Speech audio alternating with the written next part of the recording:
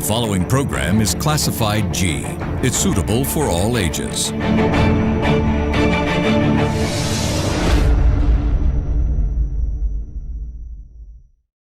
We would like to remind our viewers that the views expressed in this program by our participating guests are solely viewpoints of them who take part and does not reflect the views and beliefs of the Dherana Media Network.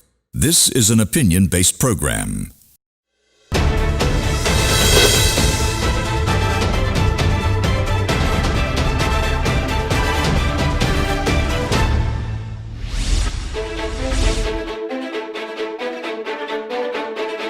A very good evening, everyone. Thank you very much for joining on Get Real this Monday evening as well. Well, today is 11th of May. Sri Lanka reopened. We are getting back to work. The country is coming back from the COVID pandemic and trying to restart our economy, jumpstart the way we possibly can. There are lots of lessons that we have to learn from the pandemic and exactly understand how we are going to go forward.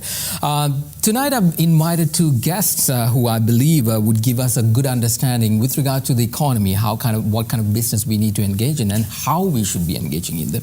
I've invited Mr. Arya Sila Vikramanayake. He's the chairman of Palamatha Dairy Industries and also chairman of Maubima Lanka Foundation, dedicated to promoting Sri Lankan goods. Welcome to the program for the first time. Thank you very much for being here, sir.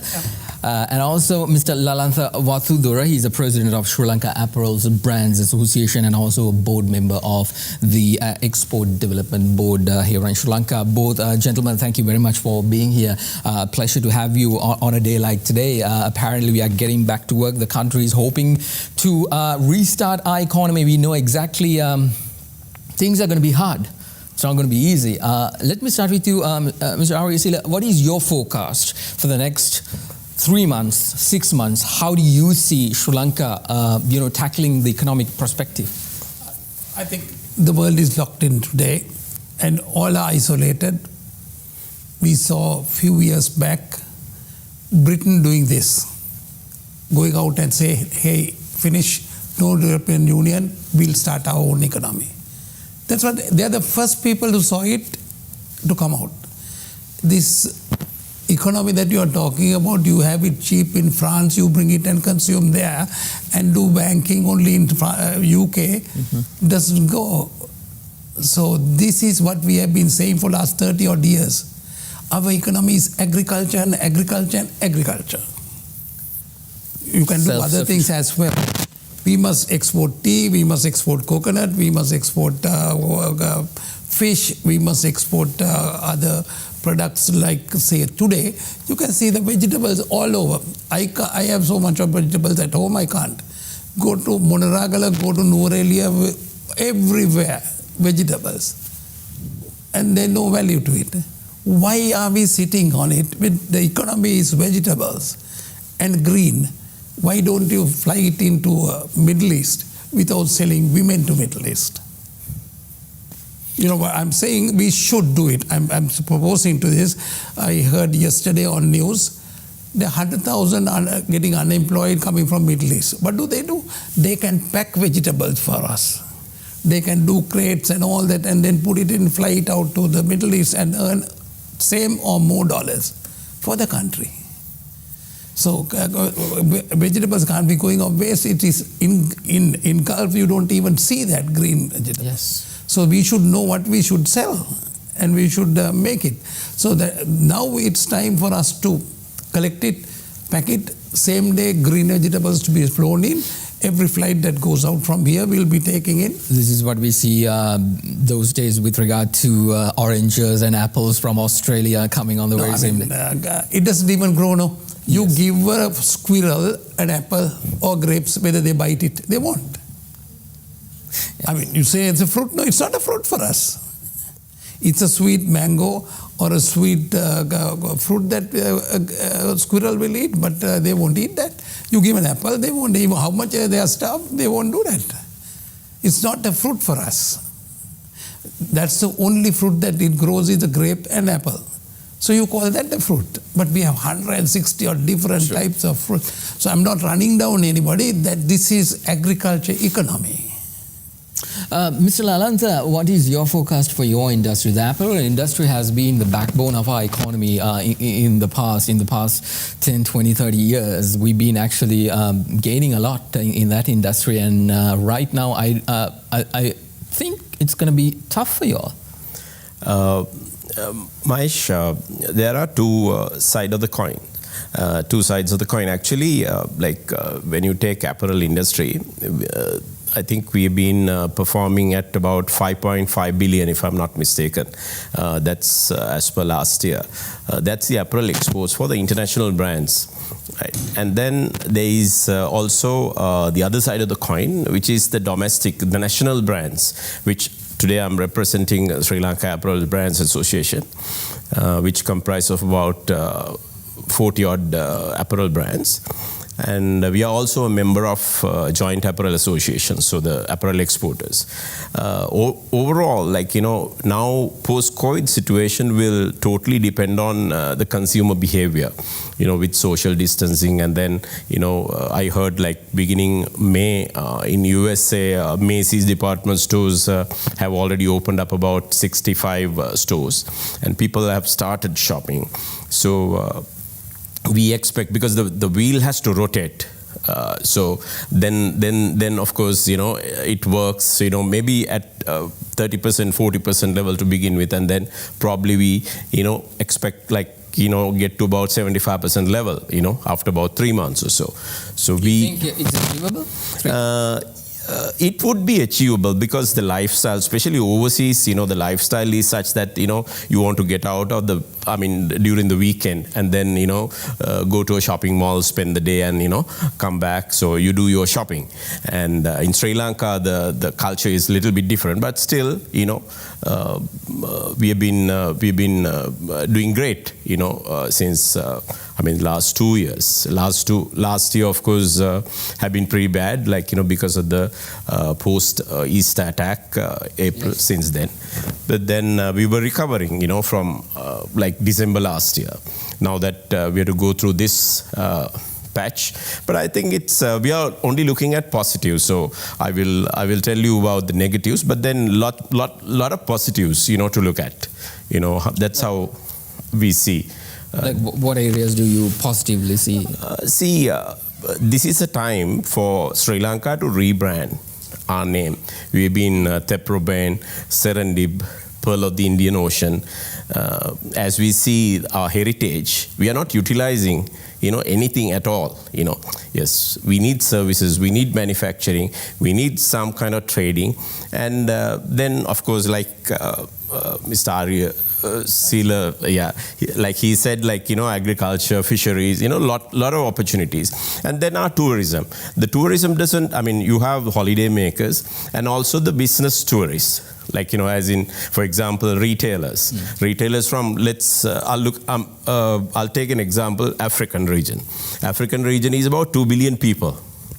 And exactly, we don't get any of them, right? Whereas they fly over Sri Lanka to places like Thailand, Indonesia, and they buy for their retail shops, So, of course, we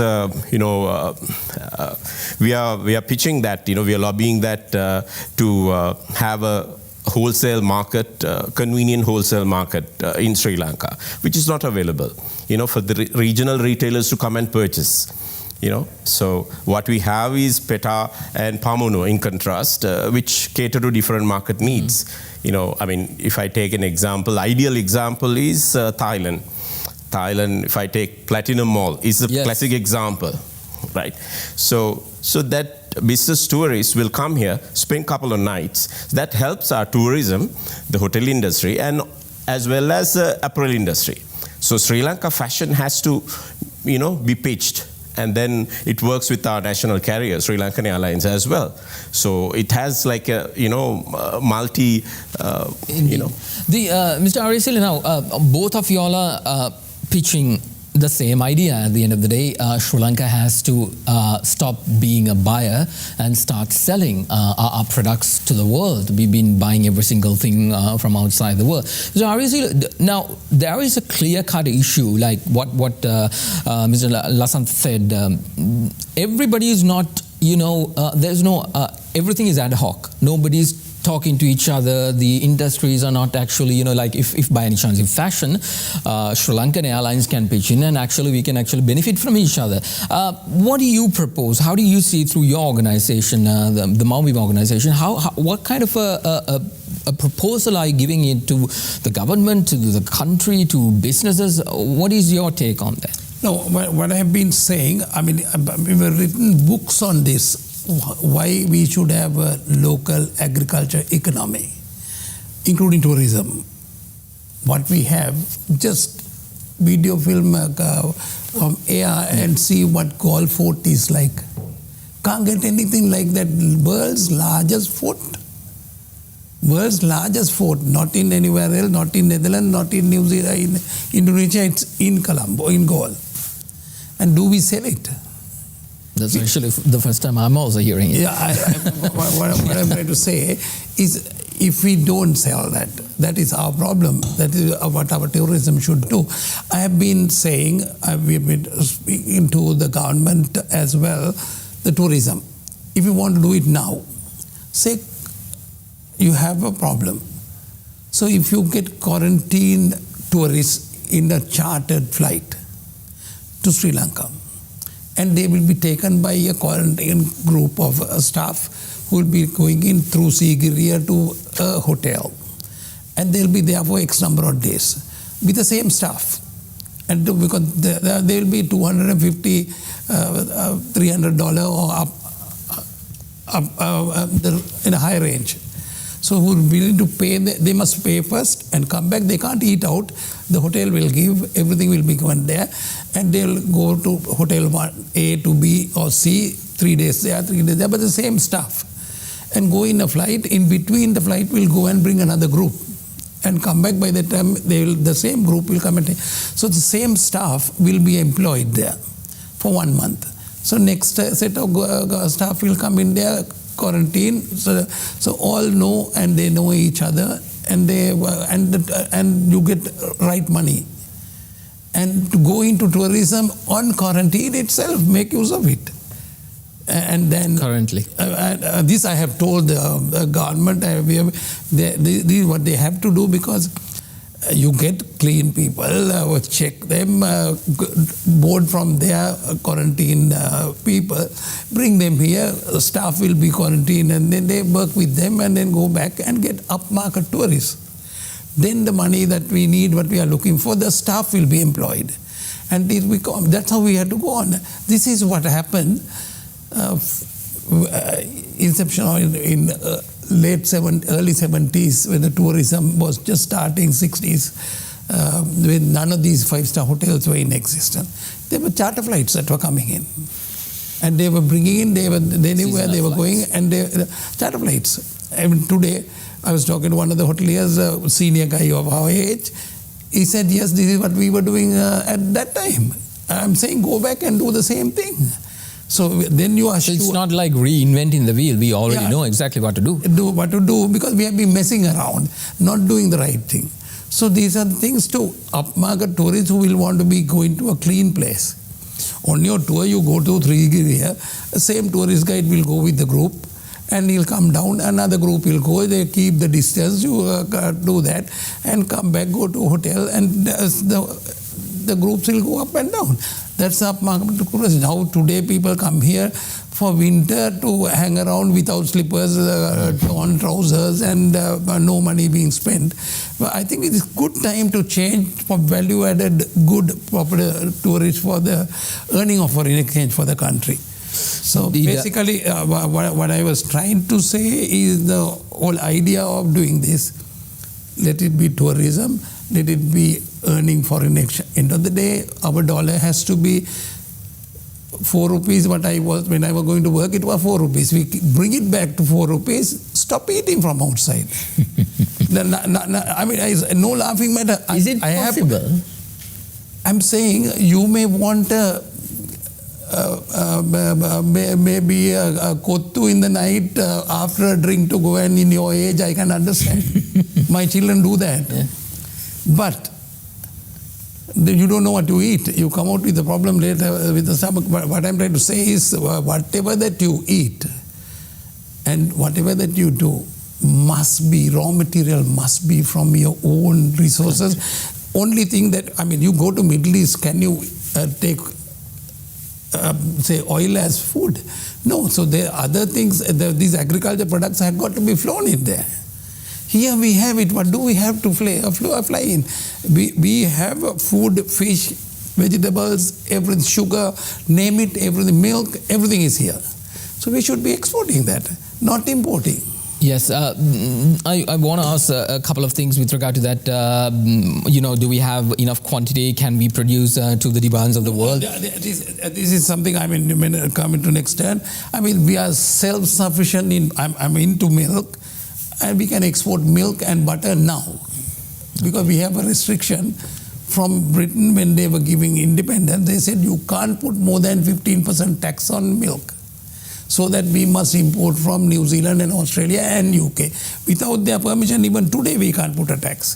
That's why we are tied up here. This is our problem. I want to talk more on that, but before that, let's take a short commercial break. You're watching Get Real. I'm in conversation with Mr. Ari Silavikramanika and also Mr. Lasantha Vatudura. I will be right back.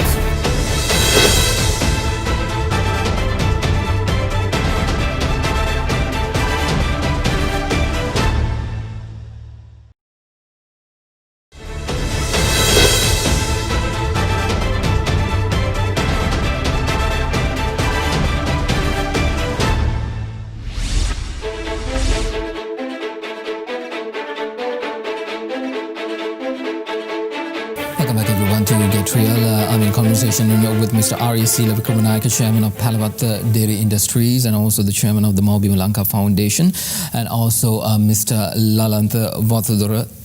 He is the President of Sri Lanka Apparel Brands Association and also a board member of the Export Development Board. Gentlemen, our discussion is going on. Both of you agree, and I very much agree as well, that Sri Lanka needs to be self-sufficient and we need to be rethinking our way of working. Mr. Lalantha, with the COVID-19 crisis, we've actually got a clean slate. We can rethink and we restructure our economy according to the way that will benefit our people, not give everything out. What Mr. Ari Sila also was saying, 15% tax on milk, that's ridiculous right now. Those has to be changed. What do you think? How can we restructure? Apparels is something that we've been exporting and we've been getting a good market out of it. So how can we, if it is 5.5 billion, how can we make it 7 billion, 10 billion? How can we go to that level and still maintain that, if I understand, despite 5.5 billion, around 2 billion you spend on raw material. So how exactly can we actually take that dollars back here into the country and do that? Mahieash, now obviously we've been lacking textile manufacturing in Sri Lanka. So that's an area that we should seriously look at. And especially synthetic woven fabrics manufacturing is zero in Sri Lanka at the moment. And synthetic fabric is what we all wear? No, that's cotton, more poly, we call it like CVS, Chief Value Synthetic. And those fabrics are utilized by big brands like H&M, Zara, which are all European, based brands. And if we have synthetic fabric, woven fabric manufactured in Sri Lanka, we will be eligible for GSP+. So GSP+, for you to be eligible, you need to purchase fabric from South Asian, basically the South region.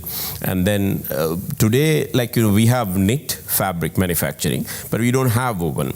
And I know, as a matter of fact, before even COVID, Honorable President H.E. Gotabaya Rajapaksa had in his plan have industrial zone to build up in Erawur and also Hambantota, I believe. So we need to get the Korean, Taiwanese, who are experts in synthetic, to joint venture with us, like foreign direct investments. And once that in place, we'll have the labor. I don't think labor issue will be there anymore for the next probably 10 years. And we will be able to capitalize so that we will bring those customers who are currently heavily exposed in Bangladesh and Vietnam. You know, if you look at Bangladesh, Vietnam, they're like $35 billion apparel exports versus 5.5 Sri Lanka. Right, so we've been stuck right there because we don't have growth. What's the reason we are stuck? Very reason is because the fashion is speed to market. You know, when it comes to speed to market, if you don't have manufacturing, fabric manufacturing within the country, you can't sell. You know, it's a lead time. Fashion is basically, you know, it depends on how fast you can turn around, you know. So that's an area that we should look at. I think we would have looked at already. I think we had a couple of, there was, I think previous government were talking about 1 million jobs and it did not work. You know, we were talking even back then, you know, same thing. But now we need to have proper vision. And if you drive that, you know, with a proper direction. Not trying to be political, but do you see the current government going in that direction? Absolutely yes. Absolutely yes. Even before COVID-19 hit us, that was in the plan. I know in President Saubhagya Dakma, it's already written, you know, we saw that. So we are all out to, like, you know, we are bringing investors, so we just need to wait next probably 3-6 months. And then this is a golden opportunity for us because now it's a level playing field. Everybody has got affected. So there are opportunities coming our way, which we need to grab. The other thing I wanted to ask was, you know, brands like Gucci or the other, you know, famous brands. When this entire incident happened, the COVID-19 crisis came, they switched from apparels to making masks and looking at an opportunity how to capitalize on whatever that is means. And those masks are made in this region. Why aren't we taking that opportunity by ourselves? Again, like, you know, again, the problem, our challenges have been like the not having raw materials in the country. So when you import materials, let's say from China or wherever, you know, again that need, you know, this is a opportunity. Like, you know, it doesn't last too long. Like, you know, probably next 2-3 months you have a demand, and then to cater to demand, there have been so many inquiries, like for medical, like overalls, gowns, and, you know, not only masks, so many things. I know some of the companies have started, whoever had access to the materials. And those material prices also, like, you know, went up like crazy, you know. So I think it's time to think we need to capitalize on raw materials, and we need to only import the bare minimum. You know, whatever we can produce in Sri Lanka should be produced in Sri Lanka. And then our value addition portion will be higher. Right now in apparel sector, it's about 50%. We have to depend on fabric importation, right? So once we do that, indeed, you know, exactly. Mr. Harisila, I'm coming back to the question that I asked from you earlier. Do we have the capacity, the expertise in order to do all this here in Sri Lanka, not only in the dairy industry, but, you know, in the other industry, like even the apparel sector and all, the tourism sector? One of the, when the luxury hotels, like the high-end luxury hotels were starting to come into Sri Lanka, one of the things that they were saying is that we don't even have the basic ability of, you know, hotel staff and all. They were not up to the standards of the international level. So how are we going to do that? Yes, we need to do that here in Sri Lanka. That is no doubt, there's no argument. But then we still have to cater to the world in a quality that they want, in a standard that they want. How can we do that here? If you have tasted what we produce as dairy products, nobody can do anything better than anywhere in the world. Yeah, I agree. But I mean, you have tasted it, you know it. The butter is out of the earth because it's 100% dairy, not palm oil, not muck in it. So we don't do that. So we got good, solid, that is what is sellable. The vegetable that are in Norelia is, nobody can get that kind of thing. It can be flown in and earn foreign exchange for that. No, I would say this, if one wants to see it, this is fish that we catch from Udawalawe tank. And we are importing 77,000 tons of canned fish into this country. When we can it, and better, people eat this and consume, and it's 1,000 times better than anything that you can buy in the market, and ready to eat with curry powder in it. But the demand, how can we? Demanding is what you want now. If you all know, my dairy products are fine demand. What is produced today, tomorrow is sold. Because we don't keep it for 2 years. So for what? Cow gives you milk every day. And you should consume the same day. Why do you do it for tomorrow? So we don't have to, excess, yes. We are sending it to China, Japan, we will be sending out butter to earn foreign exchange for the country. For that, they have tied our hands and said New Zealand Prime Minister comes running here when they put a tax on, because we have 2 rupees tax on a kilo of milk powder in this country. How can you grow industry when people are controlled with their price? So we should control with the price by putting taxes. We can't put tax on the milk from 1948 to now. It's the same thing. Why do you think we've been unable to change the laws in order to benefit us? What happens, they come running here and say our people lose employment. So we must sell women to Middle East and buy their milk. Come on. This is not on. Once again, I'm keep asking the same question. How are we going to let's say we start giving all this, we start selling, but then if we can't cater to the demand, I'm not talking about the dairy industry, but the other industries. No, I'm saying, tell me what is not. Much before you, when I started working in 1970, the 4 tanks that just at Kotahena on the other side were oil tanks that we had coconut oil trucks, dripping oil where they were used to fry various things, and it was smelling coconut, good smell, and they were used to pump in there. And they had a pipeline to a jetty and take it to India.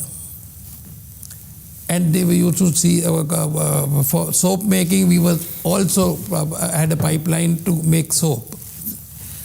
And we were doing it 100% local with our own coconut and was exporting. And when some people came and cut the coconut trees, and same tanks are now bringing in palm oil from Malaysia and pumping it through the same truck. Whose fault? It's our fault. So don't say that we can't or have. You all are young, you all don't. We are old enough. I'm saying we've seen this. We've seen these dollars being coming into this country.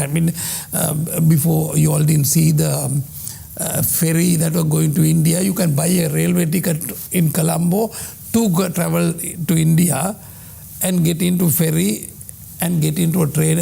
Same Colombo Fort railway station, you can buy a ticket to a trip to India, go for any function or anything else, or for worshipping their own gods. Come back.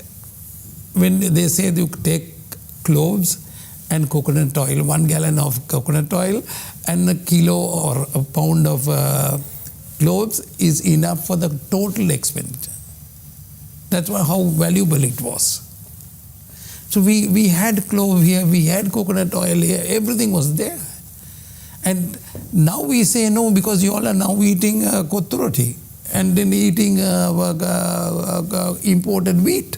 It doesn't even grow. Our own, Buddhism says, Lord Buddha says that a grain that doesn't grow in your country doesn't digest with you. That's why our children have diabetes, because eating wheat. So I'm not laughing at anybody. This is the truth. God has said that. Lord Buddha has said that. So we are sick, and most of the year we need more drugs and these to take this thing, to keep people away from these diseases. We have bought them. So that is why I'm saying we can have fish, canning, vegetables. That is our agriculture. We should be exporting fish. We should be first save that 77,000 tons of canned fish coming in, then export. like butter, we are now exporting as well, and tomorrow day after we should be exporting milk powder as well, and consume liquid milk like all the other countries. Liquid milk is good enough. We don't have to import powder and put water and drink it here as liquid. Nobody eat powder and have tea, So, I mean, how foolish, you must be insane to do something like that. I will be doing the 87% of water in milk. So you have to evaporate it to carry powder for cheap transportation. You take it back to your own country, then you put water and make your liquid, then you are adding water at that country. That is what we have been doing. When we were going to school, we had this powder and added, and this is what happened. And they got us hooked onto it. At that time, we had enough cows in the country. Even now, there are enough cows to get self-sufficiency in milk. But India did this a few years back. With Gandhi's time, they put stop to it and put tax on it. And as soon as they paid tax and imported it, then they put an anti-dumping tax, and now anybody can go and make milk with their cows in India, but nobody can make it. So that is how we should change this economy. Get your raw material, as he said just now. Raw material must come from here and do any value added. Like say cinnamon, we are the 95% of the world's cinnamon is coming from here. But Dubai, they add value. And what are we doing? That is tires. I was a kid. I saw tire factory Calania being done as a schoolboy. And I saw car tires being produced in Kalani Tire Factory. And today we are importing all our cars. We have 8, 6, 20, 100,000 at least a tire. If it's a lorry tire or something bigger, it's much more. So we are spending money, and they must produce our tires in this country, because we had a contract with China, rubber rice pact. We were used to export rubber and bring rice from them. So we can do it. Believe in it. We have to give this baton to you all. You all are young. You all should do it. We may not live long, but you all have to take this economy right to the country. It's very interesting to listen about the good old days. I want to talk about with both the gentlemen as to where we went wrong and how exactly we can come back out from it. Let's take a short commercial break. You're watching Get Real. We'll be back.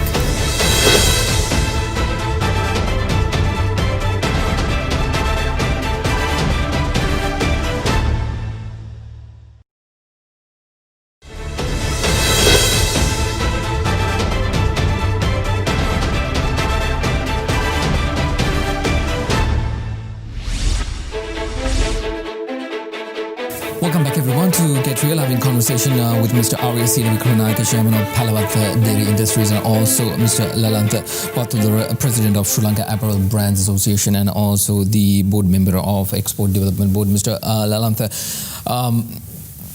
listening to what we've been doing in the 70s, 80s and all, somewhere something went wrong. And here we are sitting in the 2020s, importing everything and exporting close to nothing. So yes, the idea is that we need to be self-sufficient, plus we need to send the surplus out and actually make a living out of that.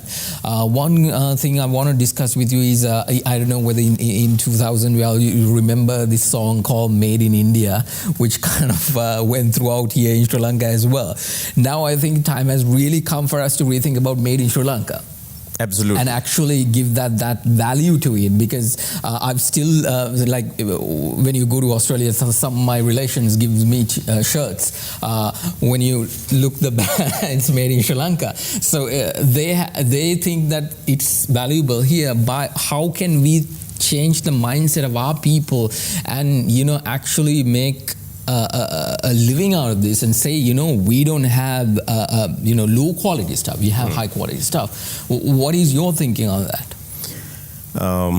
Well, I think, Made in Sri Lanka has had its high level of credibility. It's just that us who have not looked at a sustainable path of, preserving Made in Sri Lanka, be apparel, be fashion, be anything. But talking about fashion and apparel industry, footwear, including footwear and accessories, I would still take, for a little while, I'll take Thailand as an example. Still, if you look at Thailand economy, I've studied about it. Their export is about $225 billion GDP, basically, exports. And I think Thailand is about 70 million people. So in proportion, if you take Sri Lanka, right, we are 22 million. Our exports is about 18 billion. We should be about 50, 60 billion level as a combination. So obviously, we need to drive. How do we get there? We can only get there by utilizing our talents, our caliber, and obviously our expertise, and then having access to raw materials as much as possible. Very simple. We have design talents. Several design schools available in Sri Lanka, right? In the region itself, right? You know, we are not exposed. Like if you take between Sri Lanka and India, foreign exchange benefits, how much are we taking advantage of, right? So Indian retailers should be shopping here, right? People there. Right, we are not there, right? We are not there. So I'm coming to a point, like, you know, even if you take, like, you know, when you take Thailand business, if you take Pathunam market, Bangkok, tourists go there, right? You go there, you sightseeing everything, and then obviously in your agenda, shopping in Bangkok is kind of a must. Yes. And then if you look at the domestic market, they even outsource to places like Vietnam to manufacture for them, for that operation, right? So Thailand itself is not self-sufficient to cater to that demand. I'm talking about tourism. Exactly, right? And by land from Vietnam, they get goods into Thailand. Now, coming to Sri Lanka, our SME is very weak. SME in an economy model should be the backbone. You can have big towers, you know, all that, but then SME has to be looked after, protected. So how we do that is networking. You know, I mean, Sri Lanka is a beautiful place. Yes. Anybody would love to come to Sri Lanka, right? There is no war, right? We have beautiful weather, right? Tropical place, tropical country, right? And we are not expensive. We are not expensive comparatively. Like if you compare like place like Mauritius, the other side of the Indian Ocean, right? How they sell their tourism, right? And their GDP is only about $28 billion. And I saw, like, as a matter of fact, their stimulus for COVID is about $4.5 billion, right?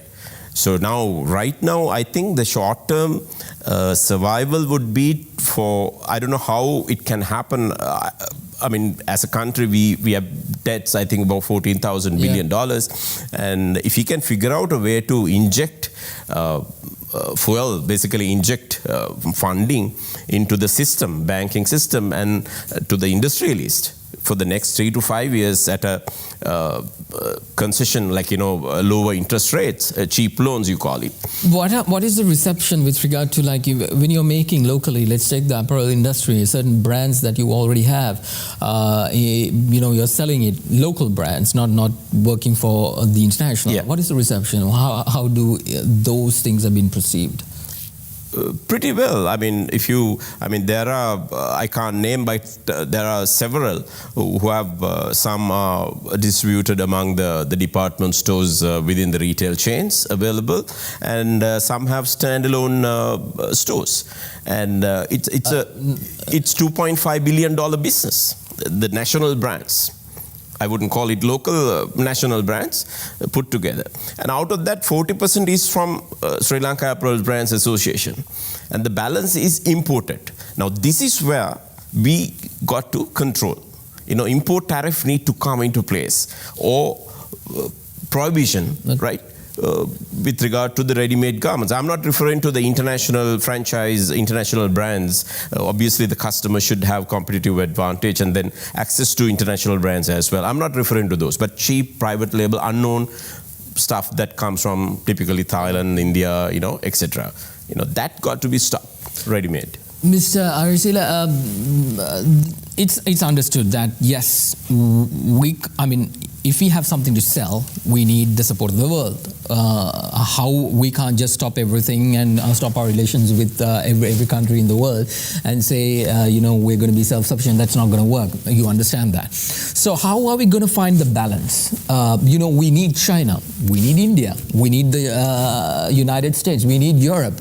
So how can we tell them, look, we want to be self-sufficient. We want to have a national, more nationalistic approach in our economy, and yet we want to have good relations with your country. So how are we going to give and take? Obviously, say take wrapping or containers has to come from China. It's cheaper and it's getting done. We can buy them, but we can't buy raw material which we have here. Like say, if I would like to make tin in milk powder, like we had when we were children, on a tin. So if we had to import the tin and put it in there, and so you can recycle it and do it back. So we need them. And I say, if I'm making excess butter, Japan won't do that. So they're importing. So we can't buy their motorbicycles and cars and just let them do whatever that they want. No, they have to have that quota of what they need to buy from us. Should be butter. They can buy it because we have world-class food grade certified. So that should be. So is milk powder. China has to buy our milk powder because they are total import of milk powder. So and we are saying it's 100% cow milk. It's nothing, no palm oil, nothing. Then we have the quality recognition on it. So we can sell it, and we have already spoken to on that. So the quality, we need their machinery. Like say, some of my dairy material machinery first came from Europe, then I came from India. Sometimes it becomes cheaper from China and their workmanship is quite good. So I have 3 different large machines and I am making it. So in different times I have got it different part. So we have to buy certain things from the machinery mainly. And we have the raw material, we'll put the machinery and do that. And sell our product with the brand name on it. So and that's why I said cinnamon should not be exported just as the peel. It should be value added, done here, not in Dubai. It must be done here. Get them to come and do it here. Rubber is here. Get the tires done in this country as it was done then, and get the tires. So that how many million tires we change every year? Where have we been? What have we been doing with our economy? We have been giving everything up to 202 rupees a dollar, from 4 rupees at my time. I'm not 200 years old. So in our time it just went up, and I want that to come down just like that in the same way, because we only had to put it right by doing it. Today it's $180 odd, 180, 170s. So it will go down, slip the way soon as we stop consuming foreign food, mainly $1,800 million. We are importing chilies, onions, what we have here, milk and everything. Stop that. But it's $1,800 million, one refinery. It will take 3 years to build a refinery. So you have 1,800 into 3 by that time, saved in the country. So we just keep on doing that. Then I've been into sugar industry. If the sugar can be produced here, we have enough land. I think we've started. If you produce sugar here, then you have $500 million saved in this country. So is milk and everything. I'm saying we have to do it, whether we like it or not. It's our seniors, our duty, and we have to do this. Indeed, there's no argument there with regard to we have to be self-sufficient. I think COVID-19 exactly proved that we have to look inside rather than always depending on outside, because no sooner a crisis like this comes once again, then we cannot be depending on each and every other country and then fall into trouble, and our people are the ones who are suffering. I hope that the political leadership would be actually thinking on those lines, what these two gentlemen have been professing tonight here. We're really out of time. I want to thank Mr. Arya Sila Vikramanayake, the chairman of Palavatha Industries. He's also the chairman of Women Lanka Foundation, who's dedicated to promoting Sri Lankan goods, and also Mr. Lalantha Wattu, the president of Sri Lanka Apparel Brands Association, and also a member of the Export Development Board. Gentlemen, the conversation has to go beyond this, more than 1 hour. I understand. I'm very much in line with what you all are thinking. Hope we can get it done. Please come back again and have a discussion with us once again. Thank you very much for coming. I'll be back again at around 9:35 with World News. See you then. Bye for now.